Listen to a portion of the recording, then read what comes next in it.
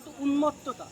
সে শুধুমাত্র নারী জাতিকে অপমানিত এবং অপমানিত করে নাই, সেই সাথে সমস্ত পুরুষ জাতি তথা মানব জাতিকে অবনমিত করেছে। এটা আমরা প্রত্যেকে বুঝতে পারছি।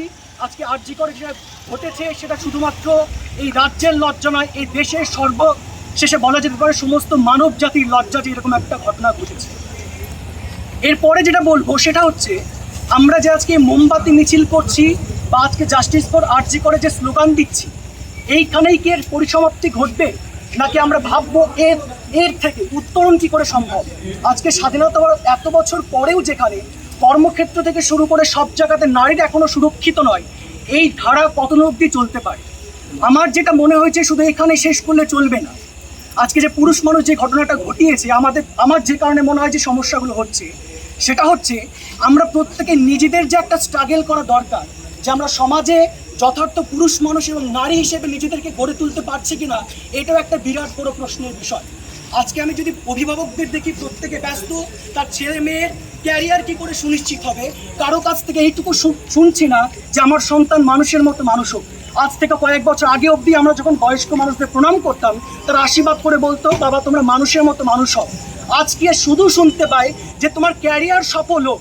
একজন মানুষ হিসাবে যে আমার দায়, সমাজের প্রতি যে দায়বদ্ধতা, একজন যথার্থ চাকরিজীবী হই বা যে কোনো প্রফেশনে হই, আমি যে সমাজের একজন অংশ, সেই জন্য আমার সমাজের প্রতি একটা দায়বদ্ধতা রয়েছে, কোথাও যেন আমরা সেটা অস্বীকার করছি, যার প্রতিফলন আমরা প্রত্যেকটা ক্ষেত্রতে টের পাচ্ছি। তাহলে আমাদের কি করণীয়? যেটা আমি বললাম, যে আমাদের প্রত্যেককেই যেটা চেষ্টা করতে হবে, যে আমরা যথার্থ মানুষ হিসেবে নিজেদেরকে গড়ে তুলতে পারছি কিনা, সেই সংগ্রামটা কিন্তু আমাদের ইন্ডিভিজুয়াল অর্থাৎ ব্যক্তিগত লেভেলেও করতে হবে। শুধুমাত্র আন্দোলন নয়, আমরা নিজেদেরকে যথার্থ পুরুষ হিসাবে গড়ে তুলতে পারছি কিনা, নারীদেরকে যথার্থ সম্মান দিতে পারছি না, এই সংগ্রামটা কিন্তু ব্যক্তিগত স্তরেও করতে হবে।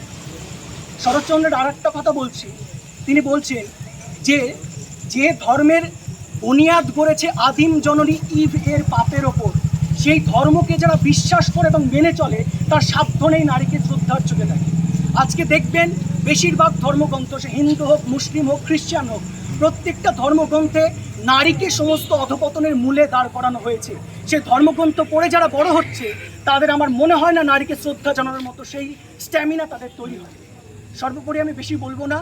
শরৎচন্দ্রের একটা কথা রয়েছে, মানুষের মরণ আমাকে আঘাত করে না, আঘাত করে মনুষ্যত্বের মরণ দেখি। আজকে চারদিকে যখন মনুষ্যত্বের অবক্ষয়, আমাদের সর্বপ্রকারভাবে চেষ্টা করতে হবে।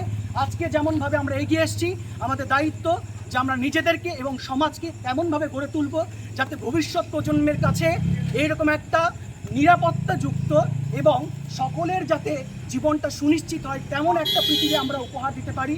সর্বশেষে নচিকেতার 3টে লাইন আমি একটা গানে করে আমার বক্তব্য শেষ করব।